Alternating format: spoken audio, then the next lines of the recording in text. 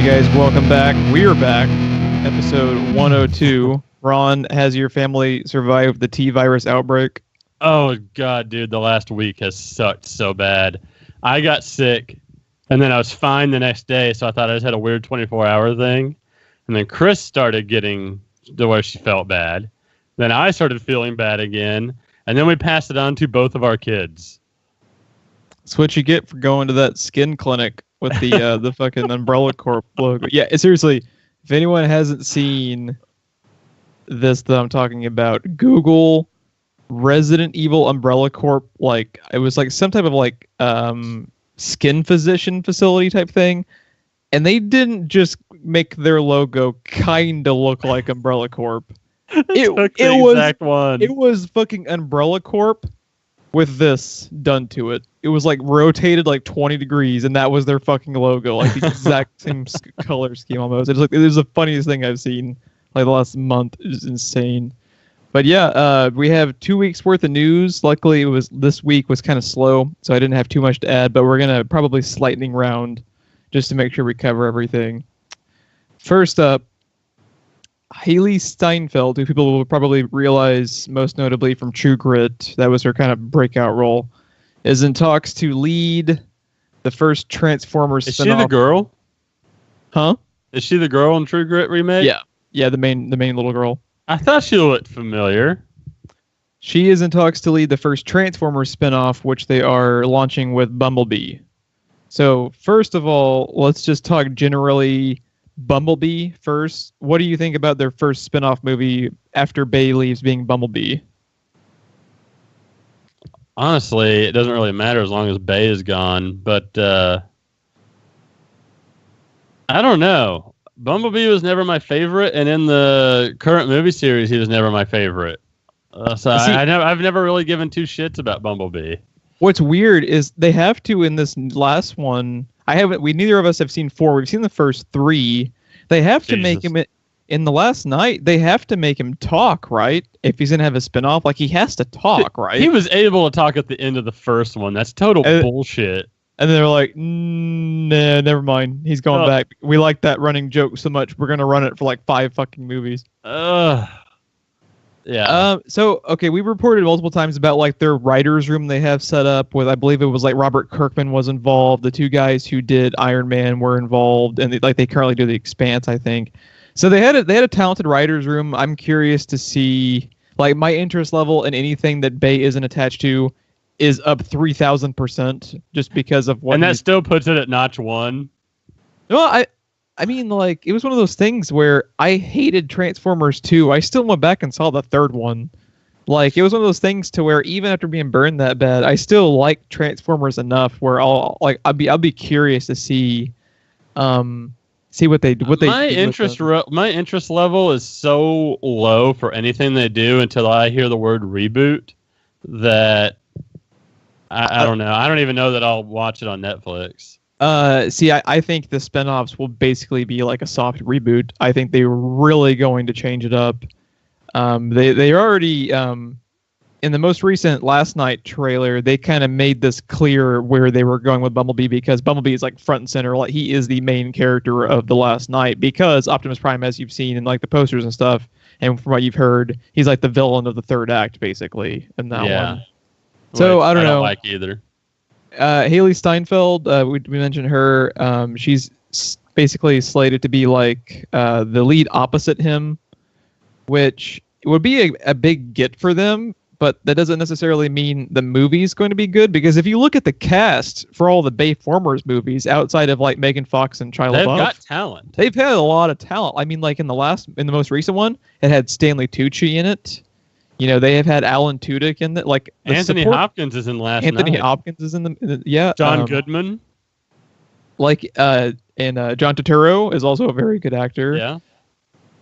And that doesn't necessarily translate to a good movie, because at the end of the day, they're there really to get paid, because they're smart enough to know I'm not going to be judged for my performance heavily in the fucking Transformers movie, you know? Mm-hmm. So I don't know. I'm really curious to see what they do. Not to mention, you know, they're not going to be judged as harshly for their performance in the Transformers movie, but for whatever reason, those movies always make bank. That's why they're still making them. So they have it on their resume that I was in a AAA production that fucking did it. They are teetering off though. Like I think the third and the fourth one both have had diminishing returns on box office. So but they're still successful enough to keep they're going. still good money makers. They're just not like the first one especially was huge, and the second one I think did really well. Even the first one I actually liked and I own. The second and third were so bad I don't even like it by default anymore. Yeah, I didn't hate the third one, but I get how you can't distance yourself away from the characters to where it totally takes you. I know where it ends up, so I can't even watch the first one anymore. Yeah, I definitely feel you on that one. Bumblebee is slated to open in theaters June of 2018. That is cool. The I will not be date. there. That is the current date. I don't think there's any chance in hell that they're going to meet that date because not that is without much CGI. That is 1 year out, and they're just now about to release Transformers 5. So it's just not going to happen. I would imagine winter of 2018 at the earliest because, like you said, they are... At this point, they just drag and drop Bumblebee and hit play. Basically. Yeah, it's just a compilation. Like every scene of Bumblebee is just a montage of him from the previous film, just reused footage. What I don't understand is, I think it's a shame almost that Transformers has made so much money in live action because I would kill to have a Voltron-like cartoon on Netflix right now. Just a rebooted G1 on Netflix. Yeah, like it's a shame because... Why did you say that? I'm even more sad about these movies now than I was before. You're welcome. All right. Next up, we're going to talk a little bit about Godzilla vs. Kong. First of all, you and I didn't actually get a chance to do a review of it, but Kong Skull Island is one of our favorite movies so far of this year. It is fucking great if you haven't seen it. The Hollywood Reporter reported that Adam Wingard has been tapped to direct Godzilla vs. Kong, which will kind of be... So here's my question. In Godzilla vs. Kong, they're obviously going to be taking influence from Kong Skull Island because of how good it was, I hope and because it was both commercially and critically successful. Because I believe Skull Island had like close to an 80% on Rotten Tomatoes. There's like in the 70 range, which is very, very good for a movie of that variety. I feel like if you didn't like that movie, like you just have something against either like King Kong himself or one of the directors, or you don't have a soul, or like I feel like if you can actually find a reason to hate that movie, you have a personal vendetta against somebody. Because I have been historically like on Team Godzilla. Fuck Godzilla after that movie. Skull Island is a million times better than any Godzilla-related property, period. I might even agree. I might even like it better than Pacific Rim. I know we're talking like I'm just talking kaiju type movies. I might actually like it. I think it is I might enjoy watching Pacific Rim more just because it's giant mechs fighting kaiju. But I think Skull Island is a better movie if you want to talk about I agree some with that. of the parts with like the script and the performances and stuff like that. Not that anyone's bad at Pacific Rim, but there are some great performances. I think I have more fun with Pacific Rim, but fun was the goal. It's the Guardians of the Galaxy of kaiju movies. Skull Island accomplishes both being good and Skull Island is trying to be Oscar material and kaiju. So Adam Wingard, he's, back to him. Back. Speaking of segues, back to our actual topic. Wingard's most known for You're Next. He's also currently doing Netflix's Death Note movie with Dafoe that's coming out, I believe, in like August. He is going to be directing it. I've only seen You're Next, which is a damn good movie. I like him in general. He's actually buddies with Cargill. He kind of comes from Cargill's like state of mind where he's a fan who kind of happened to get into the industry type of thing. And he's I can't remember if he was on Cargill's podcast. C. Robert Cargill is the writer of Doctor Strange that I've been following from a different website when he used to review for. That's the Cargill I'm referencing to anyone listening. either he appeared on Cargill's podcast or vice versa, but Wingard sounds like a really cool dude. He sounds like a giant geek who happens to make movies, which is who you want making Godzilla vs. Kong. And we need more of. I think you and I would, since we love Skull Island so much, if we could get Jordan Vogt Roberts, the director of that movie, to do all of these movies, that would be great. But it's not feasibly possible, because he's currently actually adapting Metal Gear. I don't know if you had heard about that. He's actually working with Kojima to develop a Metal Gear live action movie, which that's interesting. I don't even know where to fucking begin to play those games, let alone adapt a fucking movie. But that's a different topic. He's going to be directing it, written by a writer's room headed by Terry Rossio. I don't know how to pronounce his name. So this is interesting. He actually wrote the 1998 Matthew Broderick Godzilla movie, so he has roots in the franchise. Now, a lot of people will hate on that movie, but you have to think again, that was 20 years ago.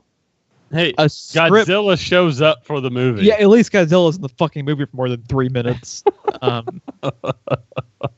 And it was 20 years ago. It was late 90s. Like, a script back then was not considered the same thing as it is now. They literally, even if the writers wanted to turn in a great script, and even if they did, odds are the studios were going to axe half the shit out of it just to make it into like a 90-minute movie, because it was just the way the industry was. So I don't really think it's fair to criticize that guy.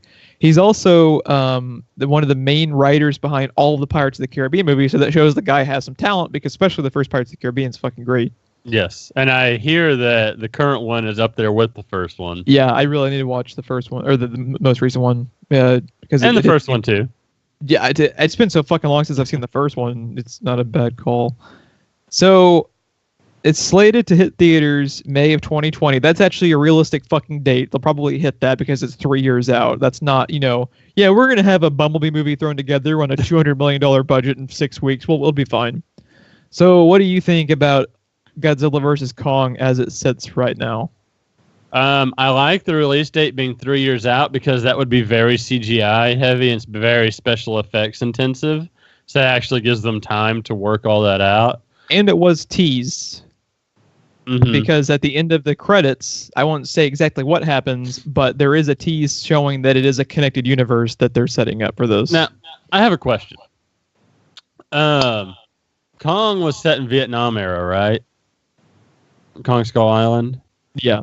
Godzilla was modern day. What is the setting for Kong versus Godzilla? They've said it's going to be modern day. It's going to be modern day. Wingard, I believe, tweeted a few days after the announcement happened, basically saying, like, one of the things that he was having fun with the development team was actually tracking Kong's. This will tell you, I think, that this will end up being good, because this is their attention to detail. The first thing he said on Twitter about it, one of the first things he said, was he was having a lot of fun with the development team tracking the cosmetic changes of Kong fighting on that island for 30 years since Vietnam. That's a cool little detail, because that island is fucking crazy. Right. And it would show you that, like, Kong, 30 years after Vietnam, 30 years on that island, has seen some shit. So Kong is going to be like the fucking Danny Glover of the monsters. Like, he's too old for this shit. He's going to be, like, pissed off and just backhanding like Godzilla and shit. So, yeah, that's it. I mean, I'm pretty excited for it after Kong. When I first saw Godzilla, I was like, your franchise can just fucking die now for all I care. I think what's going to happen with that Godzilla movie is I think it's going to have Ed Norton's Hulk syndrome, where they're going to kind of pretend that it happened, but not really. Like, I think the only actor who is actually slated to return is what's the dude from Inception, the Let Them Fight guy? I can't remember his. Oh yeah. I don't know. Yeah, everyone knows. I know who you're talking about, though. Everyone knows who we're talking about, but I think he's an internet meme. I mean, everybody knows him. I think he's the only actor who's actually slated to return, which is a good thing, because why that movie went down the way it is just like a strike against fucking humanity. It's insane. Why have we not done that commentary? That's right. Because we don't want to give them money. Give them more money for that movie. It's almost worth it though, just to get like the cathartic level of. I am stunned for how much the public seemed to like that movie that it has yet to be on Netflix or Hulu. I don't know. Are they still making? They can't be making money off the Blu-ray and DVD. It was in the $3.87 bin at Walmart the other day, and it was still $3 and whatever cents too much to purchase. I know. Yeah, I think out of all of the bullshit crowbarred cinematic universes, I'm on record. This is the only one to me that works. No one. I think it works both from a story perspective, for the movies actually working and melding together, and from a commercial perspective. People still want to see Kong and Godzilla and Mothra and all of these creatures. They don't want to see the fucking Invisible Man and the creature from the Black Lagoon. I'm sorry, Universal. Hunchback of Notre Dame and Phantom of the Opera joined the Dark Universe. It's like, oh man, like they're sitting back counting those fucking fat Benjamins for Phantom of the Opera. That's the movie I was waiting for this whole time. Hunchback of Notre Dame. Who the fuck is Wonder Woman? Give me them. I don't fucking know. I think this is an encouraging sign, because just like Jordan Vogt Roberts, Adam Wingard and him, they're both geeks who happen to make movies. And how many kaiju movies, like back to your point earlier, how many kaiju movies were there in black and white that we grew up watching? Yeah. Ghidorah, Rodan, we've seen them all. Mothra. I mean, we have seen them all battle Godzilla before. We've all seen the black and white King Kong movie many times. I mean, like you said, it makes sense. It's already happened. It just wasn't a connected universe. The only thing that will make the cinematic monster universe better for like Godzilla and Kong and whatever is if Young Gri shows up in like the third act. Capsule. All right. A cinematic universe that is only if Icho's in it with his itch ray. Exactly. A cinematic universe that just got salvaged is the DCEU. Thank God for Wonder Woman, which I have seen. Ron has yet to get a chance to see. As soon as you do, maybe I would like Saturday. As soon as you see it, I would like to do a review for it, because I think it is important to talk about. I loved it. I was so happy to see its success. There's just the last weekend, it set the box office domestic record for a female director. From what I've heard, it's not only a great superhero movie. If you set that aside, it's a great war movie. Also. It's a great World War I movie. It is a great war movie in general. It is a great superhero movie. To me, it is one of the best comic book adaptations I've seen in a very long time. It is the best DC movie they've made since the second Batman Nolan movie, for sure. The record, they hit 103 million. They crushed the previous female director record, which was, I believe, the second 50 Shades movie, which, thank God that record is now held by Patty Jenkins for Wonder Woman and not fucking 50 Shades Darker and whoever the fuck made that mess. Here's the interesting thing, though. Gal Gadot for the sequel was under contract. Patty Jenkins was not. And she is going to make so much fucking money now because of that. Right. Because she can walk up. She literally beat out BVS and Suicide Squad by almost 70 percentage points on Rotten Tomatoes, and has a fucking $100 million debut on her belt. Like, so she basically walked in the room and said, "Now about that sequel," and pulled up a chair. Exactly. Like, I would like to be a fly on the wall for her agent and the Warner Brothers. Yes, Miss Jenkins. Yes, Miss Jenkins. This is also an interesting thing too. I saw on Twitter. It's a pretty genius title. Is they were like, so Wonder Woman 2 has to be set in World War II. So you literally make the name of the movie WWII. How badass is that? Nice. Pretty fucking money. That's up there with Guardians of the Galaxy Volume 2. It's fucking great. I love the movie. I can't wait till you to check it out and we can get to a review of it. But it is as good, if not better. Like, I went into it with massive fucking expectations because of all the hype, the reviews. It's certified fresh at 93%. I can't scroll through Twitter without seeing article after article talking about what a great movie it is, just in their tweet. Yeah. So. Just as a quick tease to what our discussion point is going to be at the end of this episode, we're going to be we're continuing our history of comic book adaptations discussion.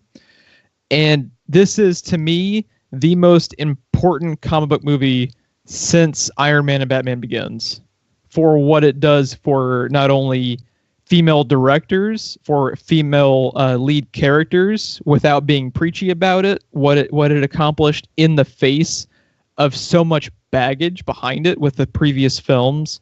It was just a masterstroke of filmmaking. But one of those movies that it was in the shadow of was Suicide Squad. We now have news. Suicide Squad 2 is aiming for a 2018 production start per Joel Kinnaman. Joel Kinnaman played Rick Flag in the first film. Currently, he's on House of Cards, which are probably what people. He was RoboCop in the RoboCop remake. Oh, yeah, that's right. I forgot about that one. His quote: "As far as I know, they're writing the script, and I think the plan is to shoot it sometime in 2018, but that could change. I think I'll definitely come back for it." So, the main person who isn't attached to return is David Ayer as the director.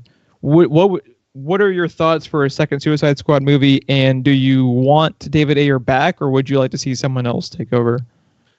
I would like Ayer back, because, I mean, you and I are two of the few people that had no problems, really. I mean, we had some issues, but... My thing with Suicide Squad was it is not a good movie per se, but it is a fun movie, and that in and of itself is a massive step in the right direction, following PVS, which was a bad movie and a fucking dull movie. Well, you and I went into it expecting us to enjoy it the same way we did Guardians of the Galaxy. We didn't really go in expecting it to be Batman Begins or something like that. Yeah.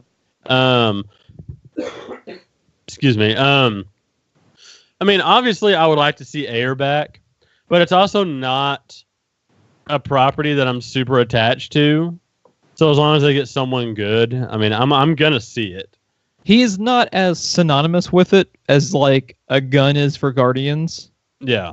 Like, it's not one of those things to where I am going to be fully like, you wait until you can get that guy back to continue the movie because the movie reflects his voice.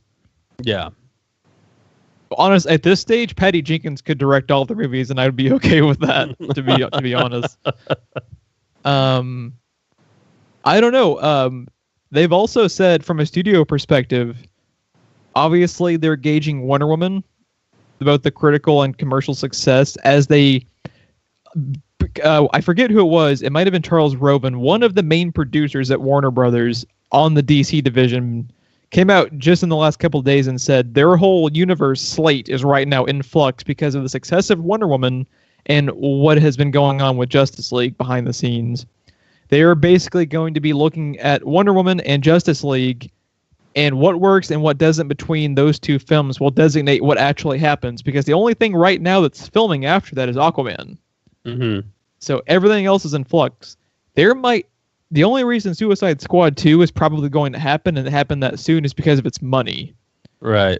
Right now, with Wonder Woman, because the thing they don't want to have happen, they don't want Wonder Woman to end up being like the diamond in the rough and no one ever having any faith in them ever again. So, let me ask you this. With the talk about Gotham Sirens, would we have Suicide Squad without Harley Quinn? And if so, how do you feel about that? She would absolutely be that for Suicide Squad, I think. You think so? I think... you don't think they're going to spin her completely out of it for Gotham Sirens?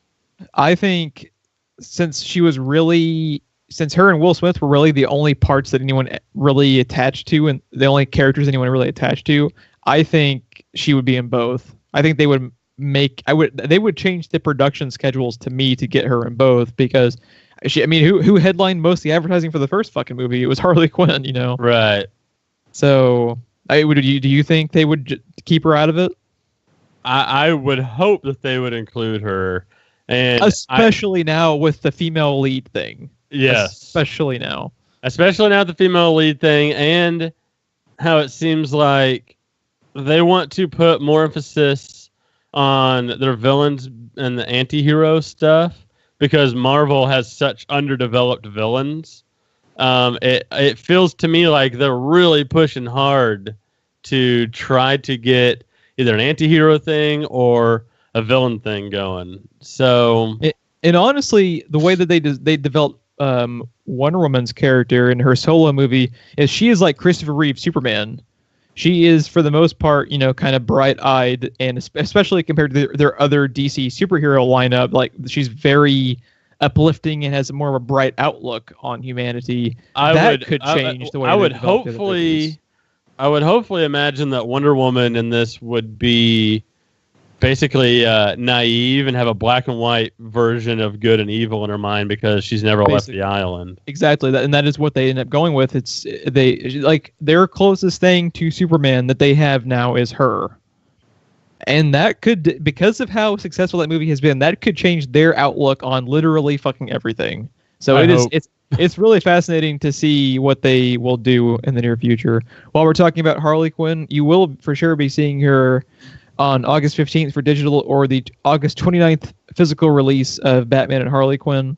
This is actually an animated DC movie that is really, really intriguing to me because, as you and I were discussing before we went on camera, they are making it a callback to the animated series. Fuck yes. Which, makes sense because that's Harley Quinn's origin, isn't it? Is in the animated series? She was Paul Dini's character created for the show. And then just like his Mr. Freeze origin, it was so good that they retroactively put that into the comics like within a year. Now, what's cool about it is they've been, really dead set on their like New 52 type universe for the animated stuff. That's like they've had like an ongoing universe, like even Justice League Dark, which you and I both really liked, was basically still in that universe. Like it's been Jason O'Mara as Batman for a really long time. This is interesting too because it's written by Bruce Timm and James Krieg, who only wrote The Flashpoint Paradox, maybe the best movie they've done since, Mask of the Phantasm. Like I fucking love Flashpoint Paradox. It's fantastic. I think even if you don't like superheroes, you can like Flashpoint Paradox. It's just a cool little sci-fi movie to me. Oh yeah. This is also the first time they have Lauren Lester returning to voice Robin, who's now Nightwing. It was, I think, looking at his IMDb, it was his first time voicing him since like a GameCube game for Batman that was based off one of the animated series properties. It was like something of Legend of Sun Tzu. You might recognize the title. It was like a, I think it was like a PS2 GameCube era type of Batman game. That wasn't BTAS. I guess it would be the New Adventures tie-in because I think that was when they had him as Nightwing. Mm-hmm. But it's looking really interesting. They might end up having Swamp Thing in it. They allude to Swamp Thing in the trailer for it, which I love me some Swamp Thing, so it's always a good thing. They hit a little bit of a cold streak on the animated movie side, which is rare because they used to be so money on all of them. But especially after Justice League Dark, they seem to find their groove a little bit again to me. Yeah, I haven't seen a whole lot of the new ones, so I really can't judge. I've wanted to, but they either don't hit Redbox at all, and if they do, it's for a very short time, and they seem to hardly ever go on streaming. Yeah, so you're not missing a whole hell of a lot. I saw Son of Batman, and was another one is on Netflix. I added to my list, but I don't run out and buy them anymore. I haven't done that since after Under the Red Hood. Except for that you bought Dark because you've watched Justice League Dark like 12 times. We talked about Justice League Dark so much we like ruined it for Philip because Philip got like too overhyped for it because we wouldn't shut the fuck up about it. So that's on you and me. My buddy Bobby, he likes that type of stuff, but he's not super into it. He really enjoyed it. So I loved it. Another animated thing that is having a little bit of a retro approach to it is Animaniacs. Please tell me it's not going to have the Teen Titans Go animation everything keeps going to. Okay, so a reboot of the beloved animated comedy Animaniacs is reportedly being considered by Warner Brothers, with Spielberg returning to develop the series. According to IndieWire, Animaniacs doesn't yet have a network, and it's in the early stages of development. The show gained a new following after it debuted on Netflix, so it's possible new episodes could launch for the streaming service, which would make total sense for Netflix. It's like all they do now is it's either something completely original or it's a relaunch of something beloved from you remember your childhood? Well, it's now streaming on Netflix. Exactly. It's amazing what Netflix has done to rekindle a lot of stuff, Animaniacs now included. But one thing, like you're talking about, one of their biggest models is they seem to scout out shit that gets canceled on TV and buy it and put it on their network. One of those that they did that with, that I would not hear the end of it because a coworker of mine was Longmire.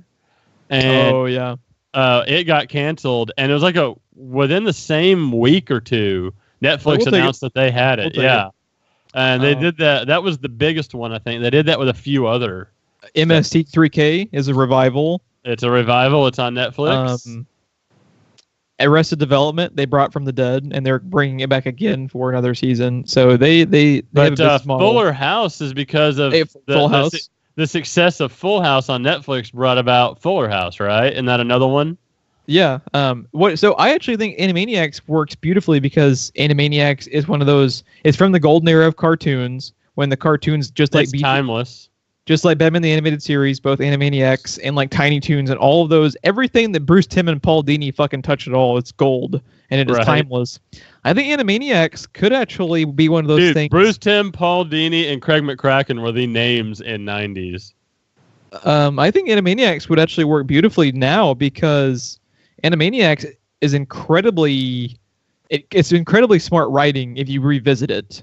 Yeah. Because you don't realize how much of it was adult humor that went over your head as a child until you go back and watch it now, and you're like, good God, how did that ever get on a Cartoon Network? It's not a kid's show.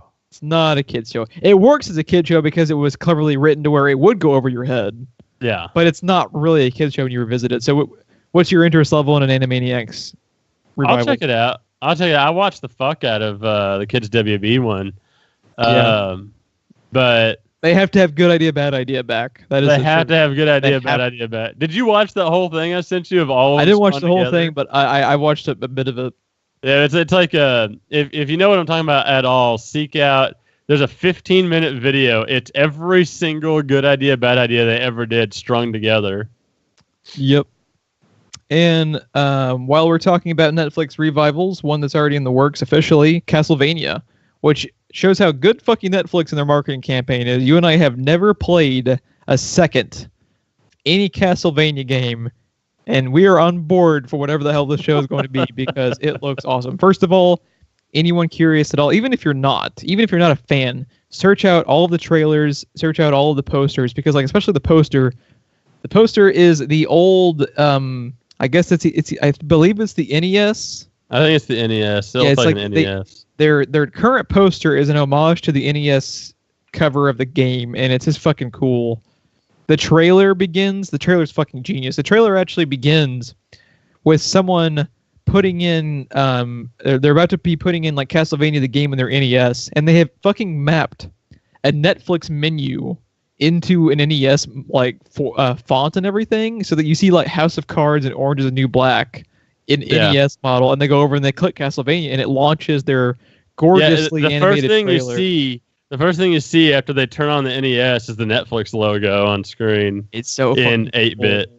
It's like I'm not even a fan, and I was like geeking out a little bit just because of how cool it was. The marketing team behind Netflix's trailers for everything, it feels like a bunch of people like you or me that are just loving their job. Right? Yeah, it shines through in their work. Oh yeah, yeah. Really you can tell that they remember this shit. Even the trailers for Death Note are pretty awesome, but a lot of the trailers for the Netflix stuff just knocks it out of the park. Oh, another one they brought back, Series of Unfortunate Events, which was a revival of one. Which I still have no interest in. I love it, but I'm biased as I like the books. But I've never read a book. I saw the Jim Carrey movie, and I've never seen anything with this. My sister-in-law loves the books, though. Yeah, it's one of those things. I think if you miss the boat, you're kind of SOL on liking it, really, because it's so weird. But okay, what did you think of the new trailer for Castlevania? It looks pretty wicked to me. The tone I was kind of getting from it is it kind of looks like Dark Souls the anime a little bit. Bloodborne. It looks very Bloodborne to me. It looks like Bloodborne mixed with Priest, mixed with Van Helsing. Yeah, just a whole bunch of things that I like that it seems to be merging together. Now, one of the best things about it is one of the producers or writers, I forget who it was, but one of them said the tone of the series is modeled after Game of Thrones, and all you need to say is blah, blah, blah, blah, Game of Thrones, and I'm like, did somebody say Did Game somebody of Thrones? say Game of Thrones? Somebody say Game of Thrones? It debuts July 7th, and I'll be watching the shit out of it. I think I'm gonna be watching it opening day. I'm very intrigued by it. I'm curious enough to watch it just because I like the animation style, and I'm an anime guy anyway, so I'll always give something like that a try. All right. Speaking of anime, something you and I are actually invested in is Cowboy Bebop, and this news kind of like broke the internet a little bit for a minute because so talk to me about this. A live-action Cowboy Bebop series is in the works. Variety reported that Tomorrow Studios, a partnership between ITV Studios and Marty Adelstein, will be adapting the late 90s anime series about the group of ragtag space-based bounty hunters. The series will be executive produced by Sunset Inc., the studio responsible for the original animated iteration. There have been a little bit misconstrued reports behind this series because some people don't know if the original animation team is actually going to be involved in the production or if they're just kind of basically be consultants. I imagine consultants. Other parties involved in the production include Midnight Radio's John Applebaum. I'm not familiar with... Now, the one person behind the production that will be notable is Christopher Yost. Christopher Yost wrote both Thor: The Dark World and the upcoming Thor: Ragnarok. So getting an MCU writer is a pretty big pull for this, in my opinion. Especially after how good Thor: Ragnarok looks. Like, I want that movie, and I want it fucking now. So, Ron, what do you think if this actually ends up going into... Now, the first thing that needs to be said is Cowboy Bebop has been in development hell basically ever since it was released. Yes. Because as soon as it released, it's so fucking great. Everyone has been trying to get it adapted in either... It was primarily going to be a movie. Yes. Keanu Reeves was attached to be Spike for like 10 years of development hell for the movie. That fell apart. But what do you think? Which a lot of people might be freaking out. That's a terrible choice, but not then. Not back then. You could kind of see it. Keanu Reeves was kind of big back then. Well, actually, after John Wick, you could now sell it again. Yeah, you could sell it back after John Wick. Because if you tell people that John Wick was going to be Spike, they're like, I'm okay. I'm cool with that. So, okay. Not the, whoa. Spike. So, assuming this actually officially begins production and it's going to be a thing, it leaves development hell finally, what do you think the prospects would be behind it? Here's the thing. I have said many times on this show, why isn't that a TV show yet?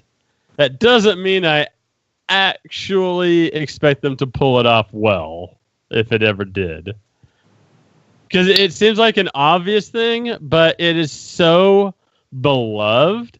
I can either see them just trying to make money off of the name alone and not putting a lot of effort into it or into adapting it, or knowing it's so beloved, trying way too hard. If it's something along the lines of like The Expanse or something like that, then I think it could be pretty good. Here's the thing: is if they have the original animation team on board in some capacity, I would rather them just make another animated movie like they did with the movie. Yes, that would be my preferred option. If we're going to be getting a live action show, my whole thing is even if it sucks, make a new Netflix show. Right. Even if it sucks, we will always have Cowboy Bebop the anime. Yeah. It is. I hate the internet fanboy reaction. That it's just like, okay, you and I fucking hated Dark Knight Rises. Did the existence of Dark Knight Rises go into our house and burn our copies of Batman the Animated Series on DVD? No. It sure tried, but I beat it the fuck back. It tried. But you will always have the original you always have the original version of what's being adapted. Now, I would feel a lot better about this if I knew who was working on it. Like, if this was under, like, FX or Netflix or, like, AMC, I'd feel a lot better about it than right now as it sits. Because right now as it sits, it looks like it's... Like, it could, at any point, this could very easily go into development hell again. If I had to bet my life savings on it, I would say this is never going to happen because history shows Hollywood can't make it happen. So why Right. should it be any different now? I I don't know. don't think it'll ever happen, to tell you the truth. I will be a lot more enthusiastic one way or another when I hear a network attached. There's one that will tell us how good or bad it might be based on how good the network's doing and their type of shows. And that will also tell us kind of the tone of what they're going for in it if we find out a network. So I would really like to see like AMC if it's not an a la carte channel. I would really like to see someone like AMC. AMC or FX if it was going to be on, if it was going to be on like a non-streaming service. Yeah. Yeah. I don't know. It's a tough one. It would be a tough one to cast too. Like I wouldn't want any part of having to do this. I don't know that you could cast anyone known for Spike for sure. Maybe not any of them. I don't know. The person I think you would see probably a notable name would be Faye. I think they would probably get someone notable for Faye because you can like Emily Blunt as like Faye or something like that. Would be pretty cool. Don't just stop. Don't tease you. Just stop. Okay. Just stop. Okay. Moving on. While we're talking about TV revivals, Sin City is going to be rebooted into a television series as well. This blindsided me. This blindsided everyone because this was so out of left field. Okay. This similarly does not have a network yet. They are basically kind of in the early stages of greenlighting, being greenlit. The showrunner is going to be Glenn Mazzara, who people will recognize from The Shield, and he did seasons 2 and 3 of The Walking Dead. Okay, then. He did one of the only season 2 is still my favorite season. Season 2 was one of the better ones. I know a lot of people that quit watching like halfway through season 3, but season 2. Yeah, season 3 was kind of rough. Honestly, I judge him more for The Shield, which was fucking great. So he's a talented dude. Honestly, with The Walking Dead, I don't judge anyone because that is such a It's set up to fail now. It's set up to fail because when the studio just says, just keep kicking it, and basically like beating a dead horse, the TV show. Keep riding it till the wheels fall off. Basically. Exactly. You are hamstrung as a writer at that stage. So wasn't that like the CEO of AMC that said something to that effect? Oh yeah, they were like, we're not. It makes so much money. They're like, fuck that. It's a license to print money on every. It's like there's no foreseeable end to it or something. There will be pretty fucking quick because their last finale even got the lowest ratings in their history. Yeah, it got the lowest ratings, I believe, of any of their like. Out. Yeah, it really did. Underworld director Lynn Wiseman, who also is on board. Hollow and Lucifer. He will direct it. I like him from basically like the Underworld movies have such a sleek look to them. I think from a stylistic perspective, that's a good choice for the look of adapting Sin City. I fucking love me the Underworld franchise, man. I still need to see 5, but I'm behind. I didn't see 3 or 5 myself, but I like. And that's a shame because if you like the first one, I think you'll love the third one. I need to go back and watch the third one. Stephen LaRoe, I'm probably butchering his name, who worked on A Dame to Kill For, the other Sin City. Was that the name of the second Sin City movie? Yeah. Or is it okay? Yeah, A Dame to Kill For. He's producing along with the comic creator Frank Miller, Mazzara Wiseman, and the Weinsteins. Deadline reported that networks are beginning to. I'm sorry, I can't hear Harvey Weinstein's name without thinking of Kevin Smith's impression. It's such a great impression. Okay. Here's the interesting thing, because the reports have been conflicting on this as well. Some people are saying it's going to be a far cry from the films. But then they're also saying it's going to hew closely to the comic. Last time I checked, the fucking movies were like, word for here's word. The comic, frame by fucking frame, they adapted it. So you can't, that doesn't make any sense. It has to be one or the other, Yeah. So what do you think about a Sin City television show, just in general? That those movies and that comic, it seems like, I've never read it, is just crazy enough it could possibly work. You know what I mean? Like it's even its own timeline like distorts itself. Like I feel like you could actually make that work. And I feel like from a writing perspective, anything you do, you can kind of justify in it. What I'm thinking they might be meaning by it being different from the movies, but then hewing closer to the comic. Sin City had a lot of volumes to it. I think they might be mining the other volumes, and it'll be a close adaptation of the other comics. You just won't see the same storylines again, right? Because there was a lot to and newer characters and stuff. There was a lot to Sin City that didn't make it into the movies because they didn't have time. Because it actually was a pretty lengthy comic series on it. To me, I think they'll probably be able to get the writing down pretty well on it. I think they'll probably end up getting. I think this will be. The movies, the second movie didn't make a whole lot of money, but that wasn't, I don't think, any fault of the creatives. It was just because they waited years after the first. They waited 30 years, to make a fucking sequel to it. So it's like, of course, interest died down when you let it die. Your own damn. Well, self. Your fan base have already had kids of their own by the time it came out. Yeah. 12 years is a long time. What'll be curious to me is the visual look of it, because the visual look of it is so distinctive with Sin City. I was gonna say the first movie is kind of iconic for its not, and it was one of the first major movies to pull off a style choice like that successfully. Yeah, I think the first movie, you and I both like the second movie, but it's not as good. Yeah, that first movie to me is like genius in the way it's visually. It was good. I don't think it was worth the 12-year wait, but it was good. I love the look of the first movie. Oh god, yes, dude, the fucking creepy yellow guy, the yellow bastard. Yeah, yellow bastard.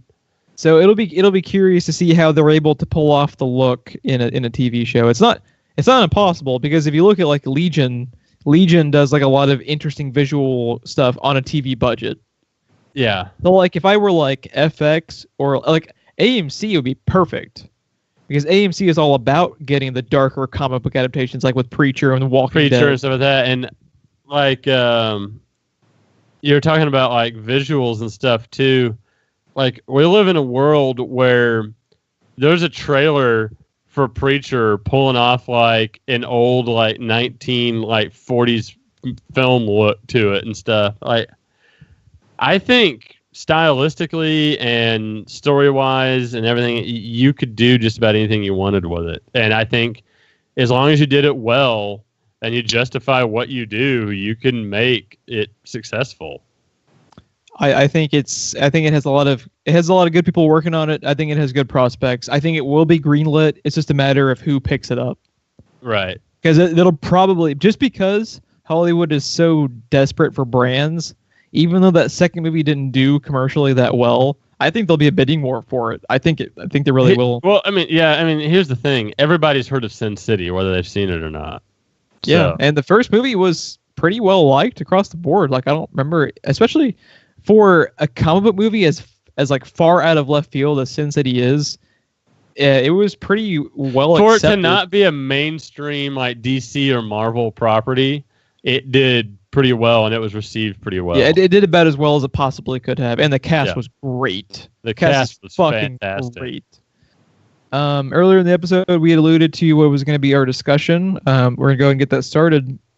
So, what basically the thought process behind this week's continuation of the comic book adaptation history thing is Wonder Woman has now stepped out of the shadows of the bad reviews for both Suicide Squad and BVS, and basically was able to overcome prior missteps within its own franchise. But we're going to talk kind of really just the genre as a whole. How did comic book movies go from shit to kind of have a a glimmer of hope, a light at the end of the tunnel type of thing, to now being, once Hollywood runs out of comic books to adapt, they are royally fucked, because that is the industry right now. That's pretty much it. So we're kind of going to take it way back, not super crazy back, because my thought process behind tracking the biggest missteps in comic book movie history really began in the 90s, just because I think that was really the point to where you could begin to judge them for their faults more so, because I don't expect... 90s was basically the rise and fall of the comic book movie, all in the same decade. Because it was one of those things to where Superman and Superman 2 they kind of showed, and there were other comic movies in like the late 70s and 80s that like they could show that you could make them good, at least passable. And then you just get a Batman 89 was incredibly important for just showing that you can make a comic book movie that, yeah, it's not going to be what all the fans necessarily want adapted, but it's not going to be a bad movie. It can totally work as a film. Batman 89 was fairly close, to be honest. And then for the time, it was as close as you can get. For the time, yeah. Peppered in, like, it was almost like Hollywood went out of their way to try and kill the comic book movie. Because there was a lot of bullshit in between, like, Batman 89 and Batman Begins. You just want to track that time period of, what is that, 16 years? I think so. Like, just when you think of it just taking 16 years to get from Batman 89 to Batman Begins and what all it came in between, it's kind of mind-blowing. Yeah, they just kind of started slitting their own wrist, to be honest. The first two, I'm going to kind of tie in together because I think they marked a big problem for these films. Judge Dredd with Stallone. Okay. And Batman and Robin. And the reason I tie them together in is because they were two of the ones that bowed heavy into the trend of we just need to get a movie star. They were applying 80s movie making mentality of you got to get a name for the poster. You got to get, Schwarzenegger. You've got to get Stallone. You got to get a name for the poster. Regardless, like Batman and Robin had Patrick Stewart slated for Mr. Freeze, which would have been fucking great. Yes. And just because they got... That would have made some of the puns a little bit more bearable. There weren't... That was heavy influence from Schwarzenegger. Like Schwarzenegger wanting to be in that movie and then wanting him so bad just to be able to put him on their fucking poster, revamped that entire fucking script and film off of being a name. And that's why I tie them in together, because like for a long time, especially in the 90s, they were going after names. They didn't give a shit about the characters. Yeah. They had no foresight that 20 years later, you can make a movie called Guardians of the Galaxy with no names really attached to it from a celebrity status or characters that are recognizable brands just because it's a good fucking movie. I had no idea that was ever going to happen or could happen. So you got those movies that like Judge Dredd is a fucking British guy in the original comic. And they were like, nope, we're getting Stallone. It had no bearing. I think my dad and I are the only ones that actually like that movie. I own that movie.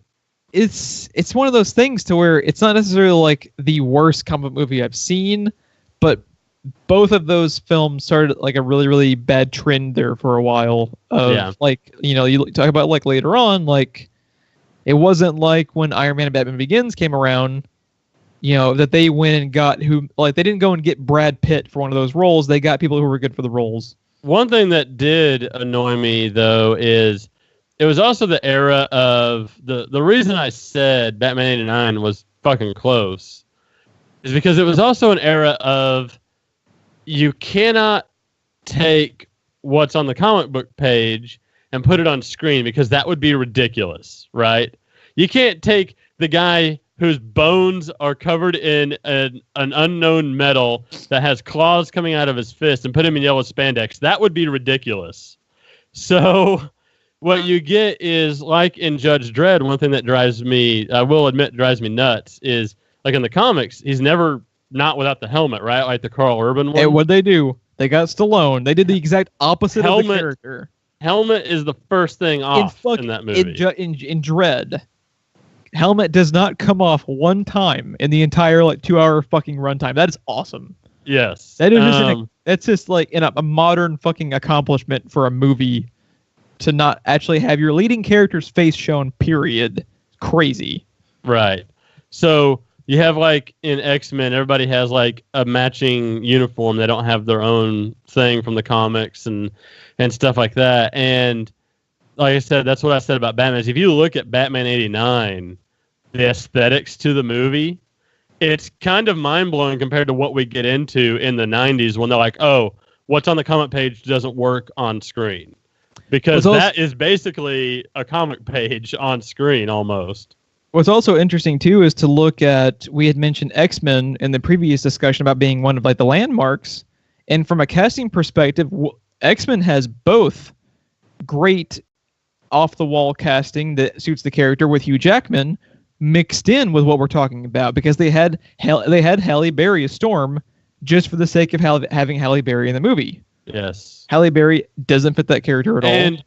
While it does have names that are well known now, like Hugh Jackman and James Marsden and stuff like that, at the same time, they weren't particularly known very well back then. Yeah. Hugh Jackman may have been more known, but you didn't know his name going into that movie. Yeah, Hugh Jackman was basically... He was a household name after X-Men came out. Exactly. But yeah, you had Patrick Stewart, Ian McKellen, and Halle Berry, and those were kind of for the sake of having them. The difference was Halle Berry was fucking worthless in the movie. Just to continue having Halle Berry in the fucking movies, they had to rewrite X-Men 3, and completely remove an element from the movie in the Sentinels just to continue having Halle Berry. They couldn't afford the Sentinels. No one fucking cared. Just to pay her. As soon as they got rid of that cast of X-Men characters, and they finally had someone else for Storm, I was like, thank fucking God. Because they have a younger actors playing here once they went back in time or whatever. I'm getting a nosebleed just thinking about the X-Men timeline. Don't ever do that. While we're talking about Halle Berry, it's a little bit of a continuation because I'm going to talk about Catwoman next. I never saw this movie, but before we go into it, I will say I know everything I need to know about it because when I was working for IMAX, the process of converting Hollywood movies into IMAX film used to take so long that they had the fucking time that it would take like 2 to 3 weeks after the movie released that we were getting Catwoman, and we had a trailer for Catwoman, and next thing you know, we had Spider-Man on our doorstep instead. Exactly. We had Spider-Man 2 instead of Catwoman because they had enough time to say, oh, no, this is a bad idea, and switch the movie that was coming out. I don't even understand how Catwoman is called Catwoman. She's kind of dressed like a cat. What's like so fucking mind-boggling to me is I have no issue. You and I have been on record multiple times. I have no issue with casting a black guy in a white role or vice versa. I don't have an issue changing it up. But I don't have an issue with casting Halle Berry as Selena Kyle. I have zero issue with that at all. It's totally fine. I mean, it kind of makes sense. She can act when she wants to. She's another one that drives me nuts, like Julianne Moore. So she has movies that she's super amazing in, and then there's movies like X-Men where she's just there for the paycheck. But yeah, she can act. She has the sex appeal, Selena Kyle. Like, it made sense when we first heard the announcement. And there wasn't even Selena Kyle. They couldn't even be bothered to make the fucking Catwoman movie star Selena Kyle. Like, what the actual fuck? Why is this movie being made? Who is making this shit? And to top it all off, the movie is not just a bad Catwoman movie. The movie is just a piece of shit. It's just fucking bad. That's what I hear. I hear down to the lines, the directing, cinematography. I hear everything about it is awful. At every point it's bad. And it's like the ultimate case of fuck you, we're going to put a name on the poster. And not even going to be the name of the fucking character, but goddammit, Halle Berry is going to be Catwoman so we can sell Catwoman. Like, that just... We are so fortunate to live in the time we do now, because good God, just 20 years ago, and like even 17, 18, not even that long, it was a clusterfuck. Now, you said you had some that you were wanting to pepper in. Do you have any that you wanted to throw in while I'm listing mine at the moment? I think one that's probably a good example of what you're talking about, but it's a lot further down the timeline, so I don't know if you want me to mention it here or not. You just want to wait till we get to that timeline? It was in 2003. Okay, the next one, we might have been talking about the same movie. I'm blanking on what year this came out, but Ang Lee's Hulk. Oh yeah, is that the first one? That's the Liquid Hulk. That's the Eric Bana one. Okay. The thing with Ang Lee's Hulk is actually it's like we're going to be not talking about the actors per se. This was like a problem with director choice, because This was actually it was kind of like a parallel to where people were going after actors for the sake of going after actors. They went after Ang Lee for the sake of getting him as a director, regardless of what he knew about the source material, of him even actually having an idea of what to do or how to make it. It is just kind of a clusterfuck. Because the guy's a good director, he's made good movies, he just had no business making this movie. This movie, while I liked it for the time, I will admit it has a lot of flaws to it. I think if you thinking, I haven't watched in a really long time, but just thinking back to what occurs in the movie, I think it would be unwatchable now. Well, it wasn't watchable because most of the action you can't even tell what the fuck's going on. It's one of those like the fight scene in Batman Begins or like all of the Transformers movies. Where at it's least just with a Batman, blur of motion. At least with Batman, it kind of makes sense because he's a fucking ninja. But the Hulk, all he does is Hulk smash, but he's not gonna smash on screen. Like, yeah, it's just ridiculous. It was a movie, and I think Eric Bana took more shit for that than he needed to. What is Eric Bana gonna do in that movie? What is he gonna do with that script? Like at the end of it, his fucking villain ends up being like the Elements. Do you remember that? He's in the middle of the desert and he just becomes Elements, and you're just like, what the fuck is happening right now? It was like they had the best shrooms in that writer. I mean, that part never really bothered me because you're talking about a guy that gets angry and turns into a giant green rage monster. But the thing is, that part didn't really bother me. It's really, to me, out of left field though, because it's just like, why? What is he supposed to do at that point when he's just like, it makes no sense. He can't fight anything. You know what I mean? Yeah. He's it was weird. He's just surrounded by like a CGI blur. It's not even like a comic thing. It's just like a dumb story decision to me. Yeah, that movie, its high points were some of the action, but like story-wise and everything, it's pretty dull. I don't think people are justified in hating the paneling for the montages that they do. That never actually bothered me. I always thought that was kind of a cool idea. Whether it was executed well or not is up to people. Most people say that's the most awfulest thing they've ever seen, and some people hate that movie just for that. I think that's like the 10th worst thing about that movie. Yeah, it never really bothered me, but you could tell it definitely doesn't have the feel of someone who's ever read a comic. I'll give it that. That's for damn sure. It was like the polar opposite of the MCU. It was the polar opposite of the MCU. And one thing, again, talking about the movie with an elemental guy and the giant green rage monster, but I never really cared much for the out of left field idea that his dad was like doing all these weird experiments with like different animal genes and stuff on his son, and the radiation is what awoke that. It's just the pure radiation that did it, right? It was like because you said it was what, 2002 or 2003. What year was it? I don't actually know. It's like mine was a different movie. Oh, it was a different. Oh, sorry. It's almost like they went back in time to have B movie writers from the 80s write the movie back then in that state of mind. Like it was approached like a B movie almost. It's very weird. One point I was going to say for the end of the conversation was, so the 90s is kind of the rise and the fall of the comic book movie. And one thing that happens if you watch the ones from early 90s, and I'm going to include Batman 89 in that, from early 90s, it starts really kind of strong, and then it just all of a sudden goes into Batman 66 mode, not just with Batman movies, but with a lot of movies. It's a comic book movie, so it has to be stupid. It has to be dumb. That's what it is. It's from a comic book. Yeah. And, this was back when also, right now you have Geoff Johns trying to salvage the DCEU, Kevin Feige and all them over there. Back then, no. This is a reputable movie company. We don't need comic guys working on our comic movies. They were throwaways. They were exactly. Yeah. That was the mentality back then. What's your movie that you were going to include?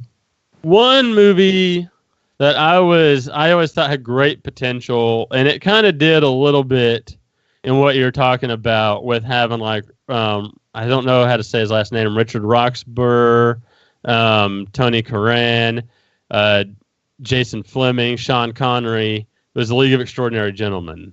You know, I actually watched it, but it's been so long. I only watched it the one time, like when it came out, so I couldn't tell you anything about it really, other than those cast members. The concept always intrigued me. And well, you know why that is, right? Why? Take a guess who wrote League of Extraordinary Gentlemen. That's weird. I'm not seeing it on IMDb at all. Well, no, like just the comic. He probably the comic. I don't have a writer listed on IMDb. It is the comic creator was Alan Moore, who did Watchmen, V for Vendetta, Swamp Thing, just a few things people might have heard of. Well, you see, here's the thing. This is one reason why I'm disappointed in the Universal Dark Universe. I think they need to reboot League of Extraordinary Gentlemen instead.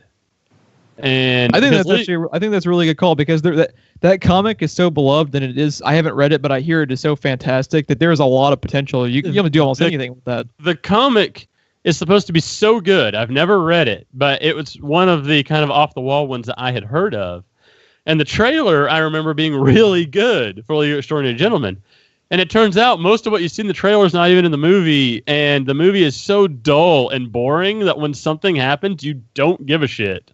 It was almost like they went out of their way to make it not exciting. Yes, they went out of their way. Like, I remember the choreography and everything having the same problem Iron Fisted had, where it was just the action was even dull.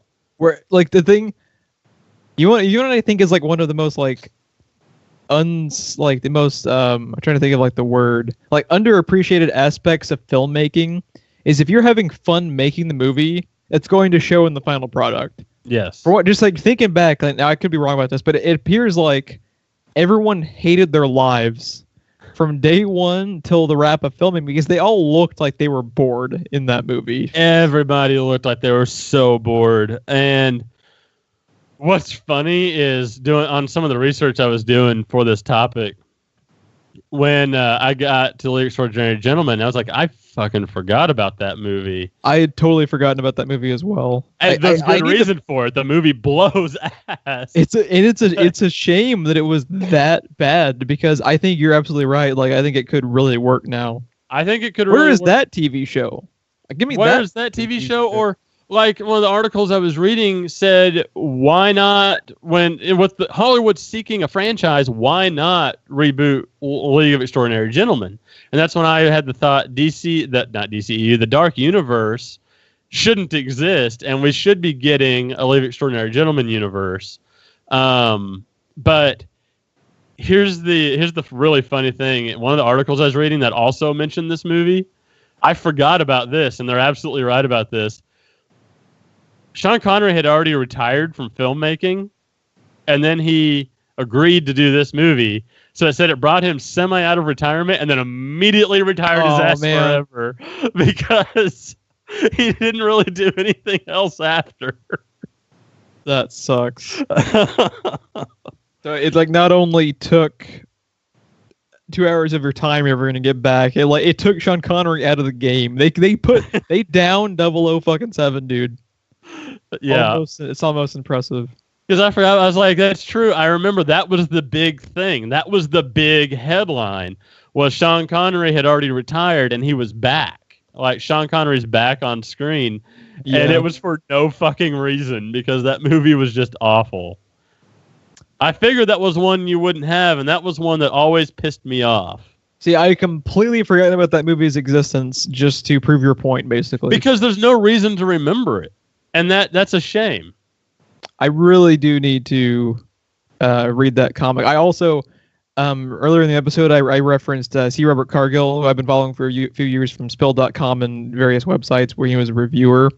On the website he used to be on, he wasn't a part of that specific podcast. But their geek podcast. I always loved their name because their name of the podcast was The League of Extremely Ordinary Gentlemen. I always fucking loved that. Just as a quick aside. That's pretty good. My next one is Spider-Man 3. Oh, God. And if there was ever a fucking movie that deserved to be shat on, it is Spider-Man fucking 3. And there are a couple of things wrong with Spider-Man 3. But I think the main there's a couple hundred things that are wrong with Spider-Man 3. But I think the main thing, and it's starting to kind of be course corrected now, but for several years, this was a huge issue with comic book movies. Multiple fucking villains for no reason. Why? It is so fucking dumb. Not only does it fuck you up from a narrative perspective, because it's hard enough to write a good fucking story with a singular villain who has enough time to be developed. So let's throw like fucking 5 villains in there. It'll be fine. And why can't you just call him Hobgoblin? Why does he have to be New Goblin? Then, even if you magically fucking make all of it work, you have eliminated options for future sequels by doing it. Yes. Because like let's just say magically Spider-Man 3 had been good. In one movie, you have wasted a good chunk of his rogues gallery for no reason. It always pissed me off. Amazing Spider-Man 2. Amazing Spider-Man 2 is good because basically just based on the performances of Andrew Garfield and Emma Stone, the best parts of the movie are the Peter Parker and Gwen Stacy parts. The worst parts of Amazing Spider-Man 2 are the Spider-Man parts, which is a massive problem. Yeah, I don't understand that. Now, Amazing Spider-Man 2 wasn't as bad because it had 3 villains, but it did them one at a time. It was like watching 3 episodes of something strung together into a movie. Yeah. Which kind of lessened the blow of multiple villains, but it also hurt the movie even more in a way because all those villains were underdeveloped and you didn't really care anyway. And to get it back on topic, at least Amazing Spider-Man 2 had good qualities to it, being Andrew Garfield and Emma Stone.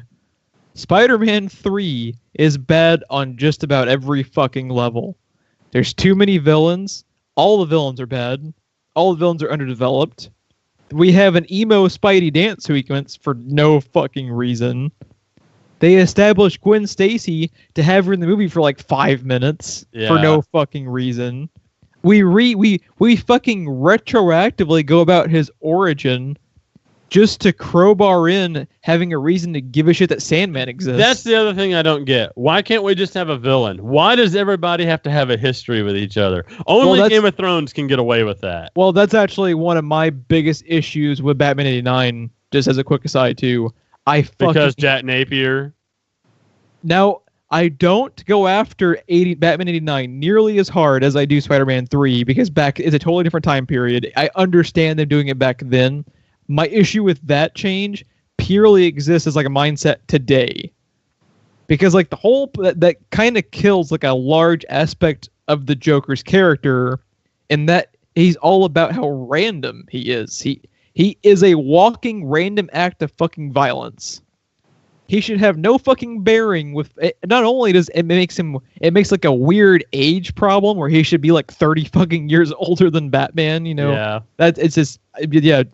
But with Spider-Man 3, the Uncle Ben Sandman thing was fucking stupid. That was stupid. It was fucking stupid. I remember, I'm pretty sure the moment they revealed that and I knew it was coming, I audibly groaned in the theater. And they could not have done it more lame than the way it's done in the fucking movie.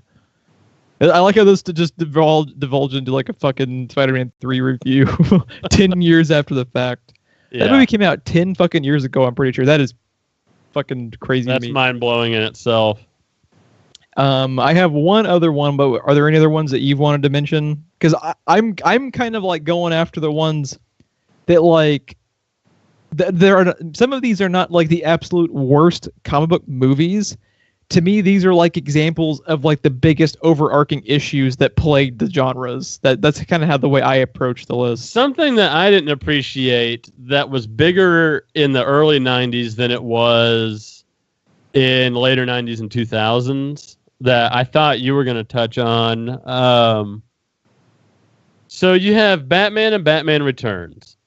Anyone can say what they will about those movies. I love both of those movies. I always have. There's issues with Batman Returns, but those two movies were my Batman before Batman the Animated Series and everything ever happened. So I have a love for those movies that will never go away because of that. So you can never talk me into disliking one. But one thing that I did not appreciate when Schumacher gets involved, and then I said this is just one example of many movies that have done something similar. Say what you will about them, but Batman and Batman Returns was all about fucking Batman. And even when Michael Keaton was Bruce Wayne, he was Batman. And then when we bring in Val Kilmer and George Clooney, Batman is barely in the movie, and it's all about Bruce Wayne. And Bruce Wayne is a fucking normal person that becomes Batman when he puts on the suit. It's the exact opposite of what he is always Batman. He is always Batman. He is faking Bruce Wayne. And back to your point earlier, you only get Val Kilmer, and you especially only get George Clooney when you're casting Bruce Wayne. And you want to know why they're not fucking on screen at all? Is because the villains are Jim Carrey, Tommy Lee Jones, and Arnold Schwarzenegger, who were three of the biggest names in the fucking industry. Yes. And what was crazy is back when on Batman, when Bernard and Kevin Smith were doing the commentaries for all the 90s and 80s movies, they actually put out the poll or the call for people to figure out the screen times for Batman in each movie. And they figured out, I want to say the number for Batman and Robin, George Clooney, in either Batman or Bruce Wayne, I think he had less than like 30 minutes of screen time, which is mind-numbing to think about. So, the Tim Burton ones actually gave us Bruce Wayne sitting in front of the back computer, puzzling over information. Like, it's not exactly detective work, but we actually got that much. Yeah. And we get George Clooney being the beautiful man playboy that he is. Because I'm going to tell you right now, if he proposed to me, I would say yes, just because of how awesome and attractive that man is. Everyone fucking loves George Clooney. But you only get him. Well, Colbert said it best, I think, when he had a fundraiser for Obama and Obama was at his house. He was like, imagine the most powerful man in the world and President Obama in the same house. But yeah, it like that always pisses me off. The title is not Bruce Wayne. The title is Batman. And the Tim Burton movies at least gave us that much. And those are the easiest off the top of my head stuff. There's other stuff we could go into that kind of do the same thing. But my actual issue with I'm pretty okay with Batman 89. The reason I don't really like Batman Returns is Tim Burton going like Tim Burton for the first movie seemed to kind of be restrained a little bit. He went full Tim Burton in the second one.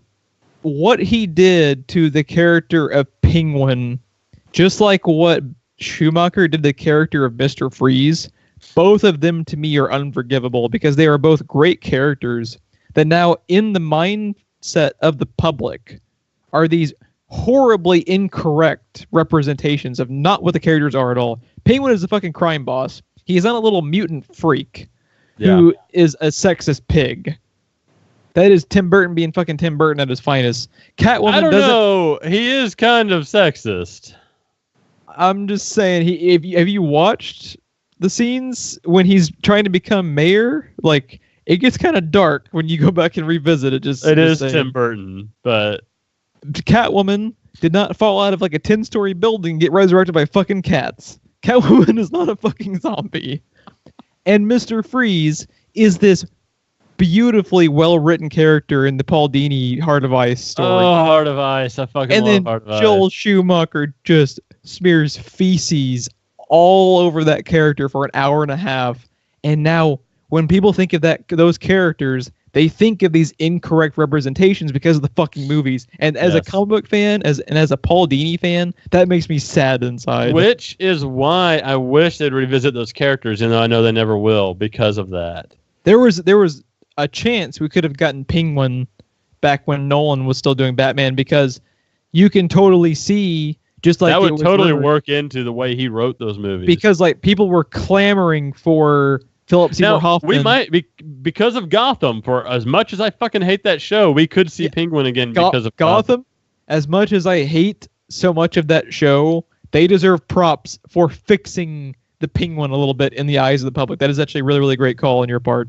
I want Heart of Ice, Bryan Cranston, Mr. Freeze. Just that character needs justice, but they're like not going to give him. They're not going to give me Bryan Cranston as Lex Luthor. Give me Mr. Freeze then. Exactly. Sorry, back to topic. But with the Penguin, like people were clamoring for a Philip Seymour Hoffman Penguin under Nolan. That would have been so fucking cool. And that actually segues into my last one, and my last one is Dark Knight Rises. Okay. And this is more of a behind-the-scenes approach to it, because I think the biggest issue with Dark Knight Rises is the people behind these movies have to have a desire to actually make the movie. Yes. Just like we talked about with League of Extraordinary Gentlemen, in that kind of like, if you have fun making the film, it shines in the final cut. Look at Guardians of the Galaxy Volumes 1 and 2.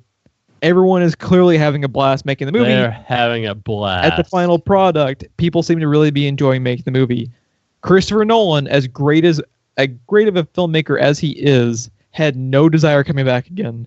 The ending of The Dark Knight is a perfect ending for Batman. The Joker's like one of his last quotes is, "You and I are destined to do this forever." That's fucking Batman. That is the whole fucking point of his character, is he devotes his entire life to being Batman. They wrote this beautiful ending to both the Joker and Batman. And shit all over it. And because the studio would not have another Batman movie happen without Nolan and not just leave it alone, foobarred the whole fucking thing. He never intended for a trilogy, right? He just wanted the two. Like, it wasn't even... you can tell, because like the scripts for Batman Begins and The Dark Knight are basically flawless. Basically. Anything you have wrong with that is a nitpick. I'm sorry. And then you're more partial to Dark Knight. I'm more partial to Batman Begins, because to me it's more of a Batman movie than Dark Knight is. And we each adore them both. But they're pretty damn close. And Dark Knight Rises, there's plot holes all over the place. Oh my God. It's seriously like he was writing it thinking they're never going to call me again for this. It's just one of those things. The word I will use is uninspired. Oh, yeah. Because they didn't want to make the movie. Christian Bale didn't probably want to come back and do the movie, because the second movie was... Well, after Heath Ledger's death, no one wanted to come back. I think that's a big part of it, too, because Heath Ledger actually being contractually set for another movie. If Heath Ledger hadn't passed away, we probably wouldn't be having this conversation right now, because that movie could have been completely different. Oh, it would have been. And even if he's in a smaller role, it still would have been completely different. Because like the whole thing, it's just like they were so uninspired that they didn't even bother really going back and, to me, giving a shit about making sure the script was like when all the cops in the fucking city go underneath all in one fell swoop and get taken out, like, because that's a good idea. To whom exactly? Right. Like, it's just one of those things. Don't force people to fucking make movies they don't want to make just for the sake of having their name attached to it. That is the through line of my entire argument to all of this shit. Find the people who have a fucking desire to make the thing, and it'll show in the final product. Yeah, I agree. Legion on TV. You can tell they are inspired as fuck when making that show, because they do everything in that show. Yes. It is a passion project, and it should be. James Gunn with Guardians, it's a passion Kevin Feige for everything. I was going to say, is a Kevin passion Feige, project. period. The MCU is Kevin Feige's passion project in a way. And you can tell Robert Downey Jr. loves being Tony Stark. When you see Tom Holland visiting that children's hospital, oh man, in full Spidey outfit, talking to all those little kids, he fucking loves the fact that he is Spider-Man right now, and it shows in his fucking performance. Yes. Johnny Depp, one of his favorite characters he's ever done is Captain Jack. He carries the costume with him at all times so he can visit children's hospitals and stuff like that in character. And he just gets into character for the sake of being in character. He fucking loves Captain Jack. And you know what? Say what you will about any of the Pirates movies. Yes, the first one's the best, but even the fourth one, which was very dull and boring, the Captain Jack stuff was not boring. Exactly. And you know what the difference is? He loves being Captain Jack. And it shows in the DC movies as well, because Wonder Woman was a passion project for Patty Jenkins. The reason she got the job, in like reading through some of the recent reports about her talking and with some of the producers talking, she fought for that fucking movie because she wanted that movie, and it shows. If you watch Batman v Superman, Zack Snyder clearly wants to make a Batman movie and is obligated to make a Batman and Superman movie because they were setting up something that had no business being done. If that movie had just been The Dark Knight Returns, just the Batman portions, I think it could have been a pretty damn good movie if they just had like a singular focus on it. What they should have done was just fucking call it Dark Knight Returns, because that's what they clearly wanted to do. And why a lot of the random shit that was in it? Why Lex Luthor Jr.? Just get Lex Luthor. No one gives a shit about a Lex Luthor Jr. if that character ever even existed at all. Just give me Lex Luthor. You afraid you can't follow up Gene Hackman's performance? I mean, come on. Although Kevin Spacey was kind of badass. Kevin Spacey was very badass, and if you're not going to get him back, and that's what you're afraid of, how about the guy that the entire internet flooded Twitter with? Bryan fucking Cranston. Everybody, yes, it was coming straight off of Breaking Bad. Yes, it's not much diverging from Walter White, but I don't give a shit. He was the perfect man for the job. Well, to be fair, with the script as it stood, there was no chance in hell they were ever going to get him. I know. Because the only time he ever agrees to be in a bad movie is if said bad movie is going to kill him off in like 5 minutes, where he will never be shot on for the movie. Yeah. Sorry. No, I was just gonna say, like, that's my main through line is like the whole backbone of the MCU is just like James Gunn, just like Favreau really wanted to do Iron Man. Like, just get people that want to do the projects, and it will probably work out in the end more times than not. Like the Russo brothers had fucking done Community, and and you give them Captain America: The Winter Soldier because they had a fucking idea and they wanted to fucking execute that idea more than anything. And goddamn it, they did. What was amazing for that was not only one of the best comic book movies to ever come out. Even if you don't like superheroes, it's not really a superhero movie. It just happens to star Captain America. It is a criminal. It is it's an espionage thriller starring a superhero. For the most part. Pretty much. Were there any other things we missed that you wanted to touch upon? No, not really. The Schumacher stuff and League of Extraordinary Gentlemen was my main ones I wanted to throw out. I did want to end the conversation saying this. Everything that you and I have talked about and all of our opinions on everything, I wanted to point out also that neither one of us, and I probably shouldn't be speaking for you, but it seems like you agree with me on this.